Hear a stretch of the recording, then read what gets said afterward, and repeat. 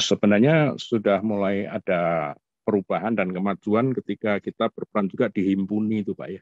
Himpunan alumni perguruan negeri itu ya. Ya, Dulu Pak Mariono, ya, mantan ketua itu juga sempat menjadi ketua Himpuni ya. dan lain sebagainya. Kedua, sudah ada kemajuan dari sisi kadang-kadang kan ukuran keberhasilan alumni itu memang di level-level nasional itu Pak ya. Ya. Jadi rasa percaya diri semakin meningkat ketika banyak yang tampil di level-level nasional, termasuk di dunia usaha seperti Pak Sinarmas itu kan, Pak Sulistianto itu. Nah, tapi itu kan baru pada tataran-tataran di atas ya. Secara keseluruhan sampai ke bawah memang masih perlu digalang lagi lah.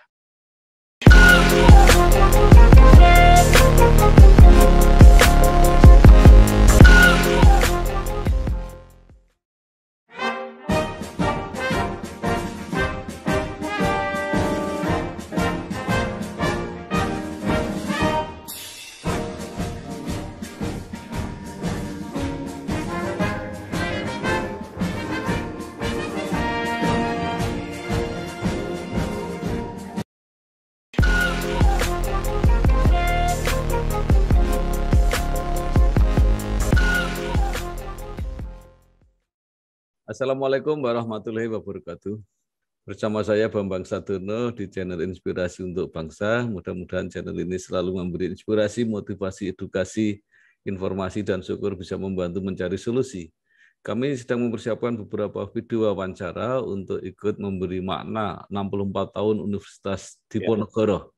Ya. Sekarang saya sudah bersama dengan Bapak Sasongko Tejo SEMM.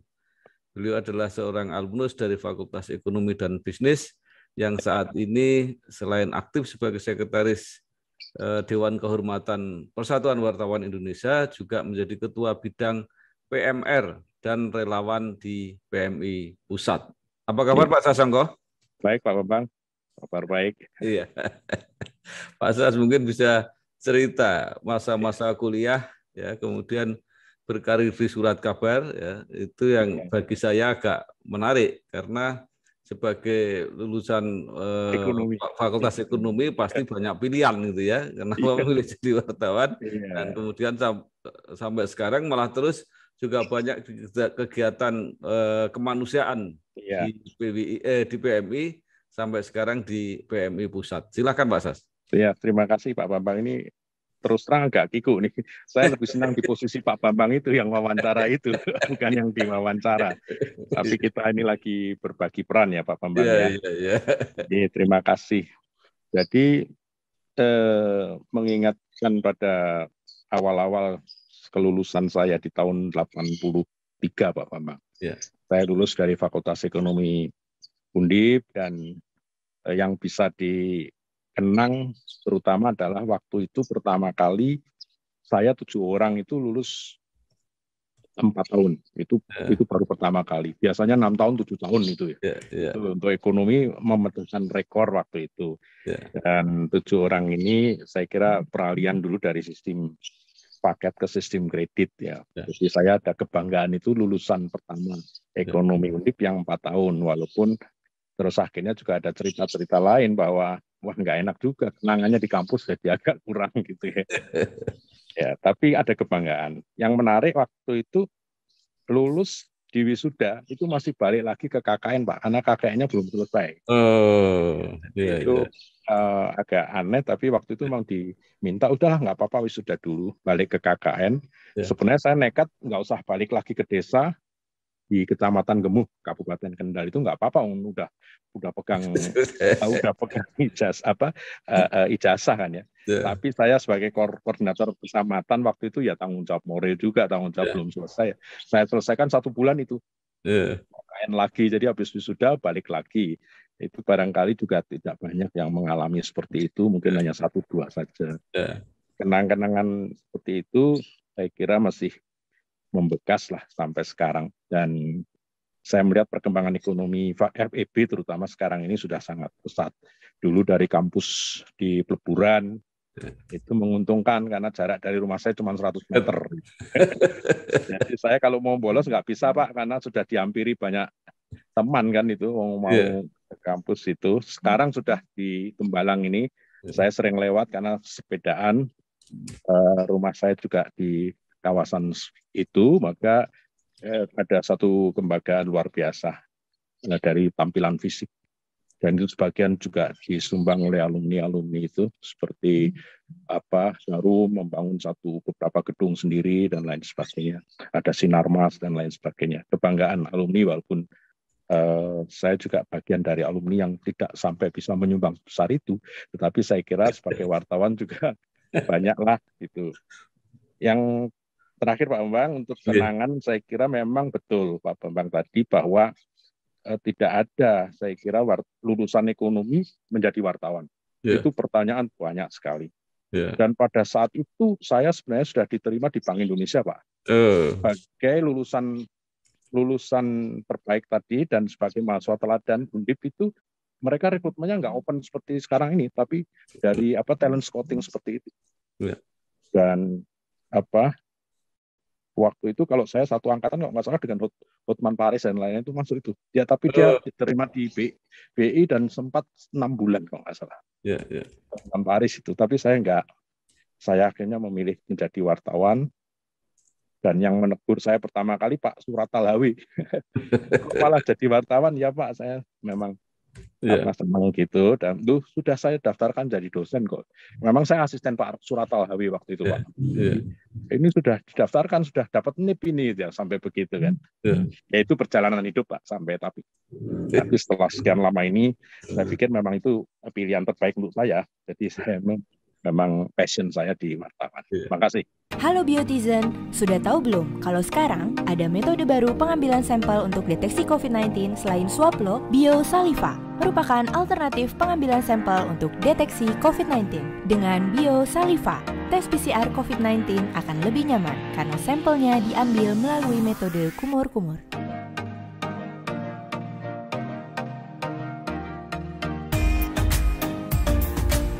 Tes PCR COVID-19 aman dan nyaman, Biosaliva aja.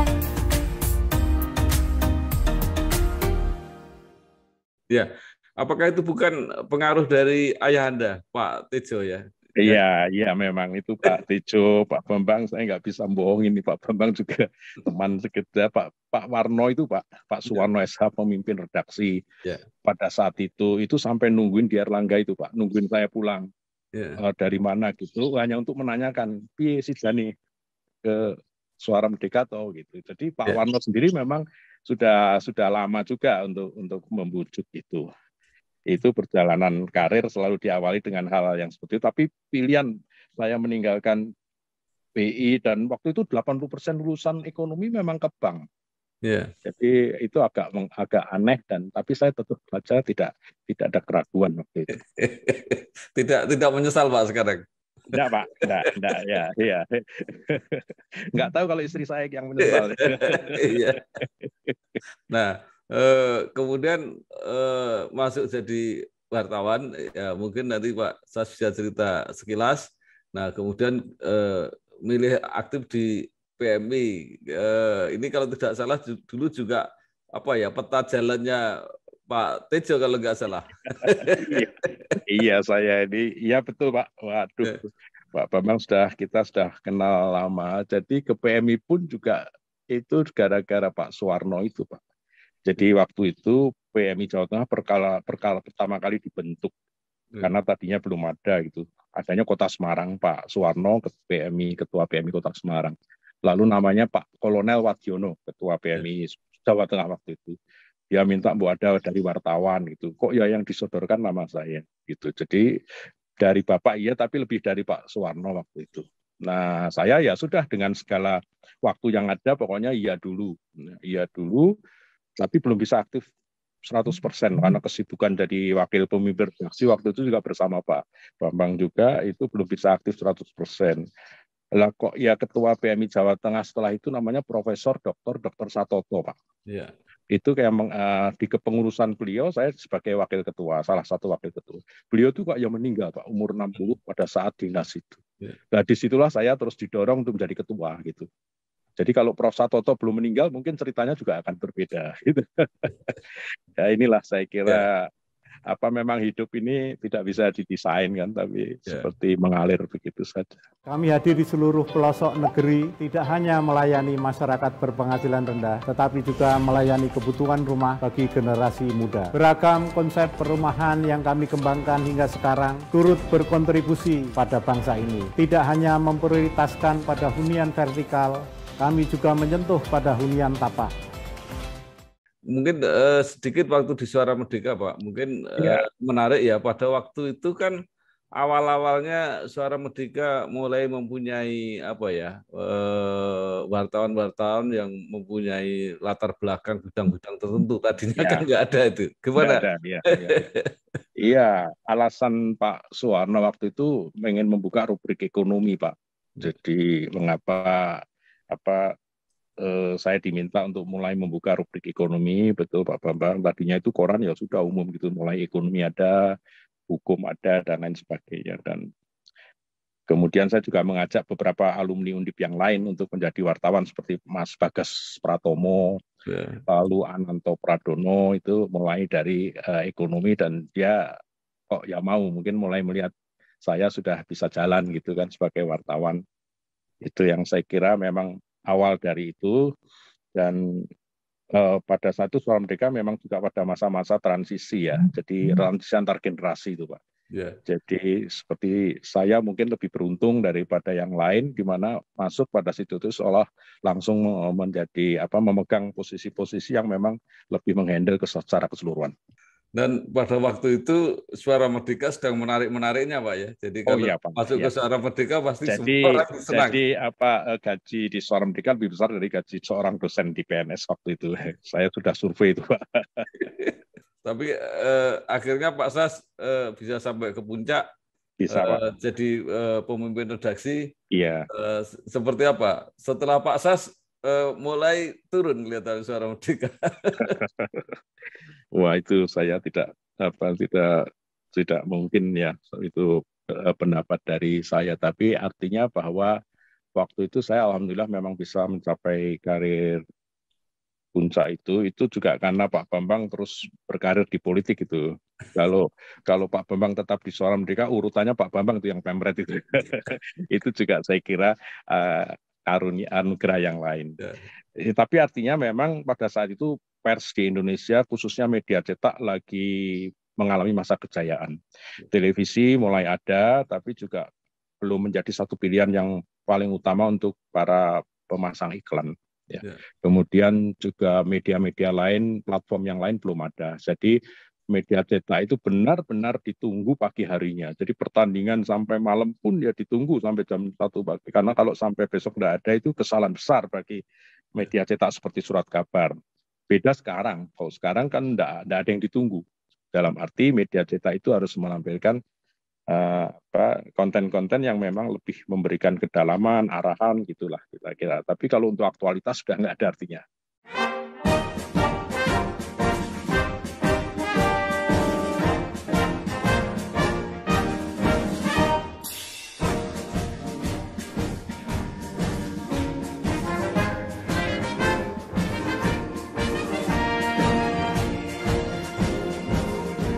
Kemudian Pak Sas juga aktif di PBI, kemudian sudah ke PMI Pusat. Ya. Nah, sekarang menjadi ketua bidang PMR dan relawan. Ya. Nah, jadi menurut saya kan kerelawanan itu memang inti, Pak ya. Dari organisasi PMI itu kan kerelawanan masyarakat. Mungkin Pak Sas bisa cerita soal itu. Iya, justru memang saya tahun ini sebelumnya pada periode yang pertama sebagai ketua bidang organisasi, Pak. Karena lebih mengembangkan sisi organisasi, tapi periode ini saya dipercaya menjadi bidang relawan, yaitu memang semua yang bergerak di PMI itu adalah relawan, termasuk pengurus itu juga relawan, Pak. Dan sekarang ini jumlahnya sudah jutaan, karena unsur-unsur relawan semakin luas, termasuk pendonor darah juga kita sudah menjadi bagian dari relawan itu.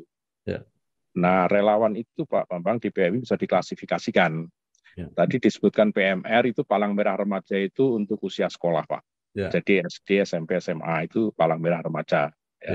Lalu kalau ada lagi yang setelah mahasiswa ada sukarela, lalu ada tenaga sukarela, itu untuk yang karyawan atau masyarakat luas. Artinya memang jangkauan kerelawanan di PMI ini semakin luas, dan kalau kita lihat di negara-negara lain, di Eropa dan lain itu, relawan PMI itu sampai usia 70-75 tahun itu masih dengan bangga menyebut dia sebagai relawan Palang Merah.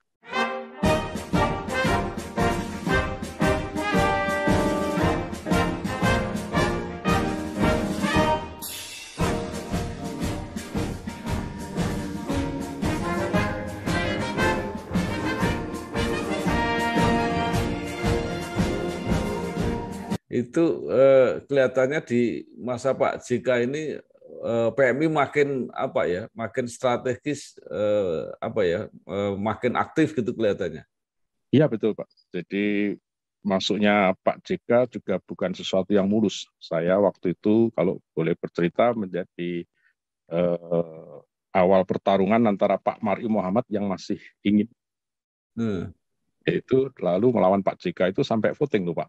Yeah. Pak JK mengatakan, wah kalau Pak Mar'i saya kalah, udahlah biar beliau saja. Oh enggak Pak, tapi harus bahwa menghendaki Bapak. Gitu. Jadi meyakinkan itu juga susah Pak, karena bersaing di PMI malu juga sebenarnya mungkin. Yeah. Ya, tapi akhirnya memang istilahnya harus bahwa di PMI menghendaki kepemimpinan baru Pak Yusuf Kala. Waktu itu saya termasuk yang tidak berkenan karena keberatan. Kenapa? Karena baru saja jadi wakil presiden dan ketua umum Golkar waktu itu Pak, masih ketua umum Golkar. Sehingga ada kekhawatiran PMI ini lalu dibawa ke politik gitu ya. Tapi dalam perjalanannya beliau memang sangat bisa membedakan Pak. Dan Pak JK itu tokoh yang memang banyak orang menilai katanya politikus juga nggak politik banget gitu. Katanya pengusaha juga nggak kelihatan dia bisnismen atau orang kaya. Katanya Alu juga nggak terlalu kelihatan, jadi memang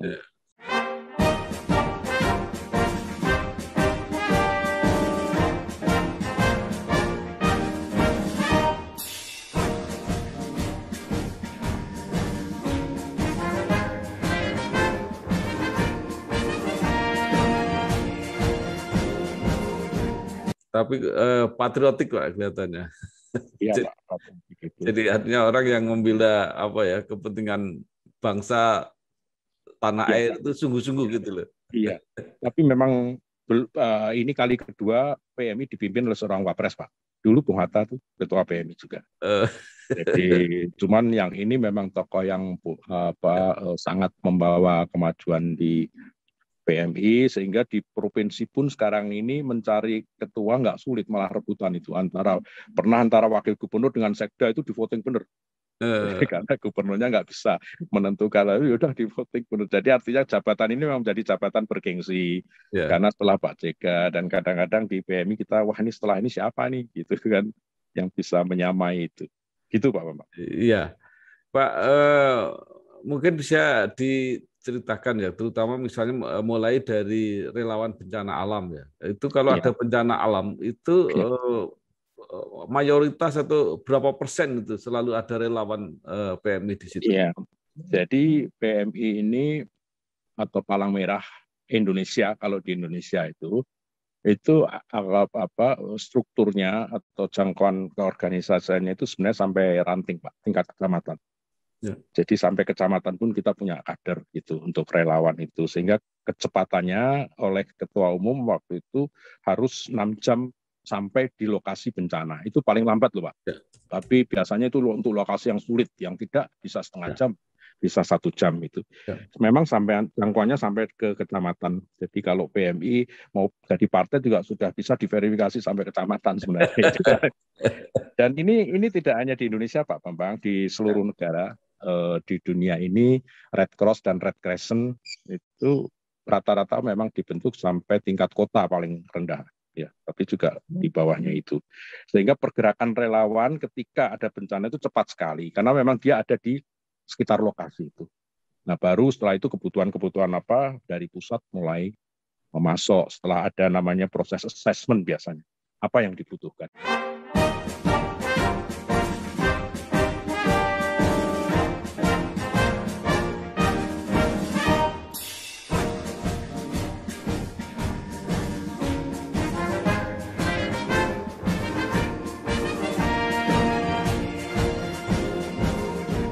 Nah, sekarang relawan donor darah itu kan hampir darah itu ya PMI gitu ya, walaupun ada yang lain-lain gitu ya. Ada. Itu seberapa apa Pak? Sekarang seberapa strategis itu Pak. Donor darah ini? Jadi untuk angka nasional 90% transfusi darah itu rata-rata ini Pak, secara nasional rata-rata itu masih dipenuhi oleh unit donor darah PMI. Ya. 90%. 90%. 10% baru namanya donor darah pengganti itu dari keluarga, dari ini gitu. Tapi rata-rata 90% itu, kalau Jawa Tengah malah 97%. Ya. Tapi angka nasional itu hampir 90% sudah dipenuhi oleh unit donor darah PMI.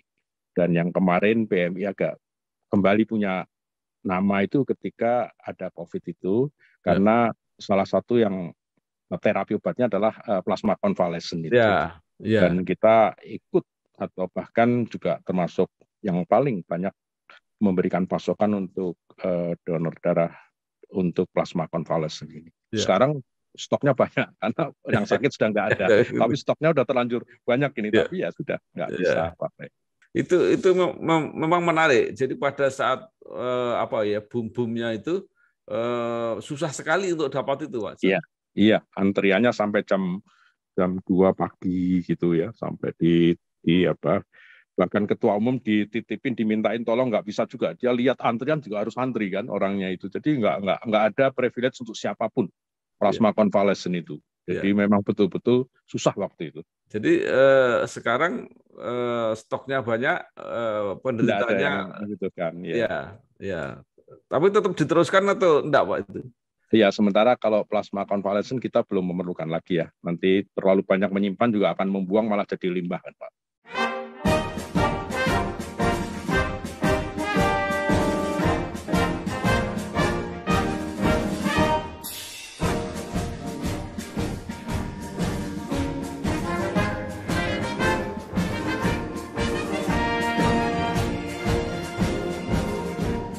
Baik, sekarang bicara tentang peran Pak Sasongko Tejo sebagai Sekretaris Dewan Kehormatan PWI.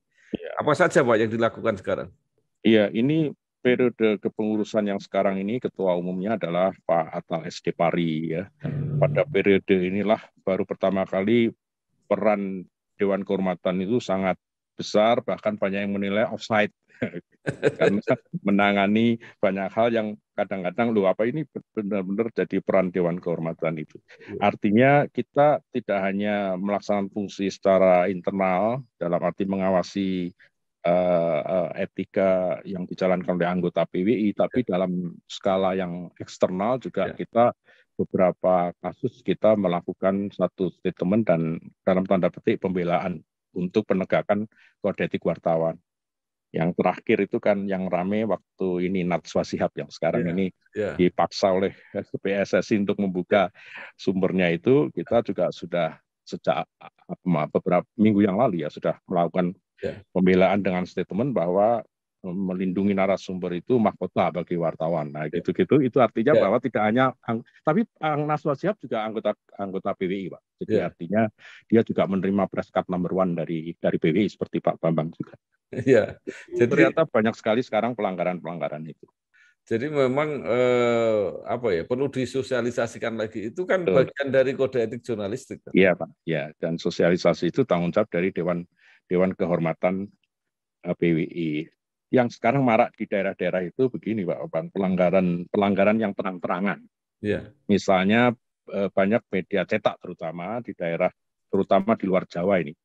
Itu kan Pemkapnya kan atau Pemprovnya kan membeli halaman itu, Pak. Membedakan antara isi koran yang benar dengan yang mereka rubrik dari Pemprov itu saya kira itu yang harus diluruskan. Kemarin saya baru saja pulang dari Palangkaraya itu juga ditanya soal itu. Nggak fair, harus disebut dong. Kompas juga memuat dari kementerian tapi kan editorial. Dengan teknik penulisan yang berbeda, kalau perlu dengan tipografi huruf yang berbeda. Kan enggak, Pak, seolah-olah ya sudah itu bagian dari isi koran. Nah, itu yang saya kira perlu ditertibkan di daerah-daerah.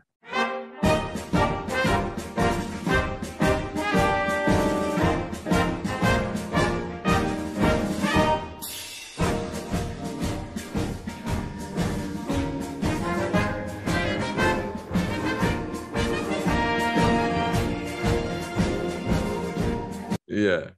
Jadi itu memang saya ikut berdosa itu ketika membuat undang-undang pers itu kan pemimpin redaksi itu tidak punya keistimewaan apa-apa. Iya Pak. Akhirnya pemiliknya itu ya yang berhak menentukan apa yang dimuat itu. Nah, dulu pertimbangannya apa itu? Ya waktu itu pertimbangannya supaya tidak ada dulu ada tanggung jawab air terjun itu Pak. Oh ya, waterfall. Ya, jadi artinya kesalahan itu tidak bisa dicari mana yang sesungguhnya salah. Ya. Jadi pemimpin redaksi kayak apa ya penanggung jawab yang fiktif gitu loh. Nah, itu waktu itu cara berpikirnya begitu, tapi sekarang mungkin perlu direvisi lagi. Kalau saya sekarang berpikir kayak rumah sakit. Iya, gimana? Jadi, artinya kalau secara umum yang bertanggung jawab mungkin direktur ya. Tapi kalau sudah soal operasi itu nggak bisa dicampur tangani. Itu ahlinya itu ya wartawan itu jadi harus ada. Iya, lah itu yang membuat juga Pak Bambang sendiri kan itu undang-undang. Tapi kalau sekarang direvisi banyak yang menolak, takut ada agenda-agenda lain gitu kan. Yang mendesak sebenarnya lebih pada penyesuaian terhadap media online untuk undang-undang ITE dan lain-lain. Tapi takut Pak, yaudah biarin dulu lah, biarin dulu aja. Nah justru itu yang saya mau tanyakan. Jadi Pak Sas udah bagus ya itu Dewan Pers. Artinya membela Dewan Kehormatan membela kehormatan pers itu secara umum walaupun bukan anggota misalnya kayak gitu. Nah sekarang bagaimana memperlakukan media-media baru ini karena mereka sendiri juga belum jelas itu bergabung ke organisasinya apa itu. Apa contohnya Pak yang media baru maksudnya? Ya misalnya kayak ini kan YouTube ini kan hampir mirip Pak itu. Iya itu saya kira kalau itu termasuk sebenarnya dikatakan bukan produk jurnalistik ya sebenarnya kan produk jurnalistik juga ya Pak.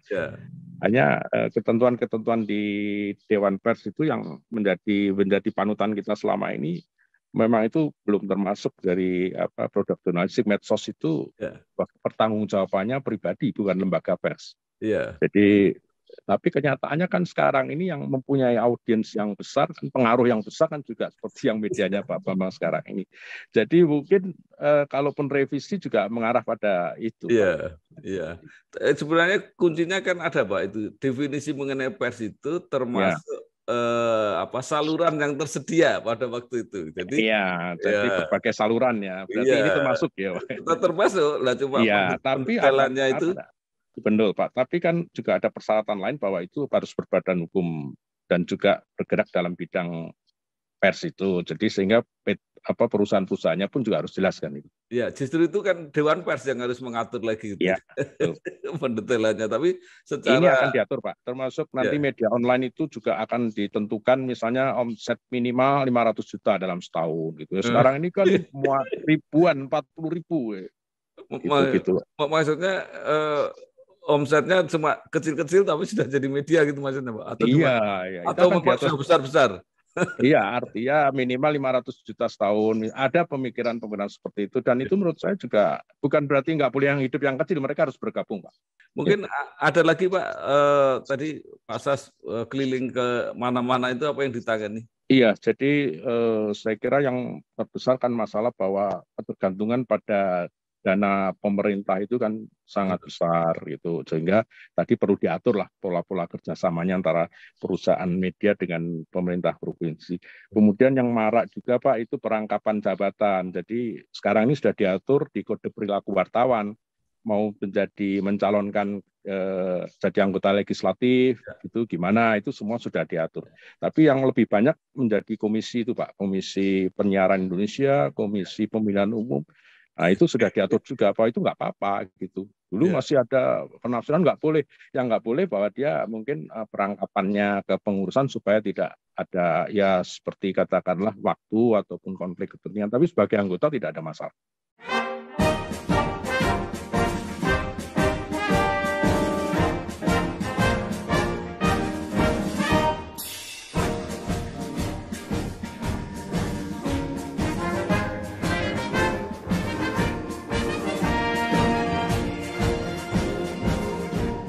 Baik Pak Sasongko, sekarang kembali ke Undip.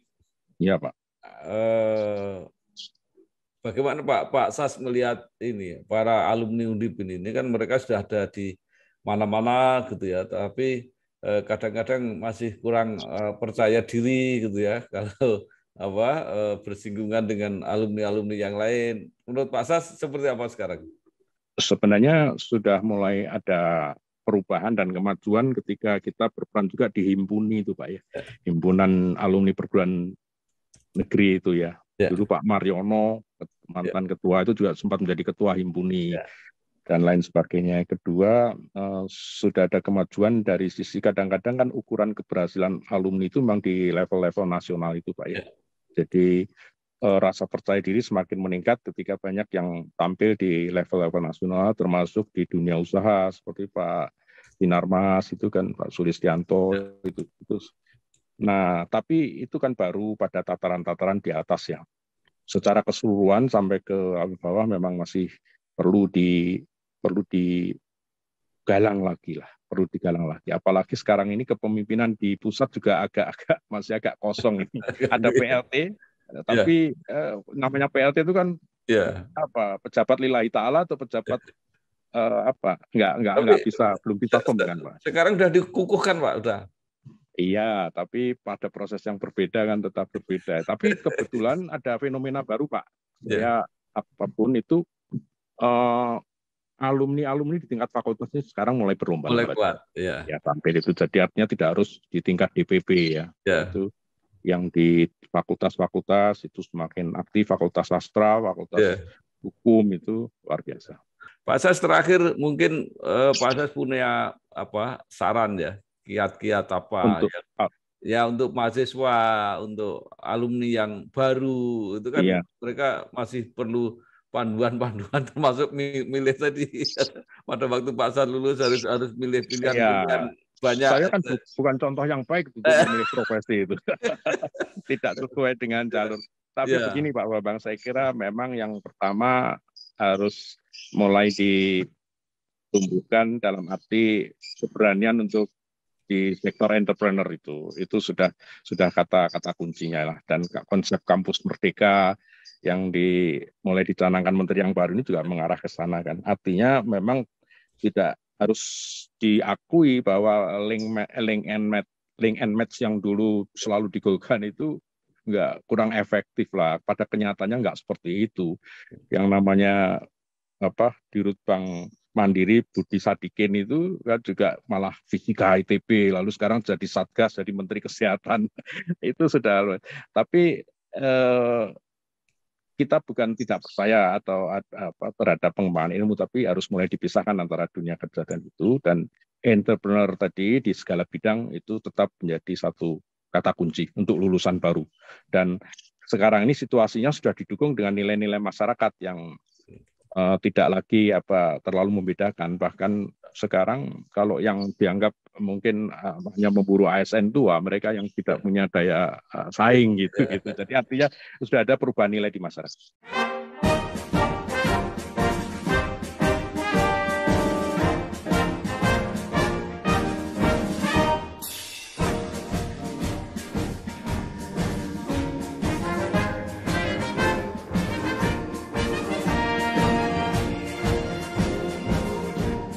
Ada perguruan tinggi yang memang mengharamkan lah kira-kira gitu kalau lulusannya jadi ASN. Ada Pak ya? Ada. Mungkin tidak sampai segitulah. Itu hak asasi juga dan ASN itu juga dibutuhkan. Iya. Tapi mereka memang membekali mahasiswanya begitu. Jadi menjadi. Ya. Artinya begini bahwa perguruan tinggi juga harus berbenah bahwa menyiapkan entrepreneur tadi masuk dalam setiap kurikulum di fakultas apapun kan kira-kira begitu. Tidak hanya ekonomi. Ya. Pak Sasongko Tejo, EMM, Ketua Bidang PMR dan Relawan PMI Pusat, juga Sekretaris Dewan Kehormatan PWI, Pengurus Pusat PWI.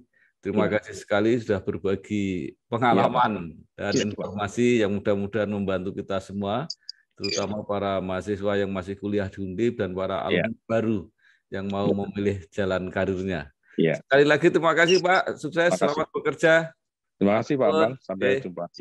Wassalamualaikum warahmatullahi wabarakatuh. Waalaikumsalam.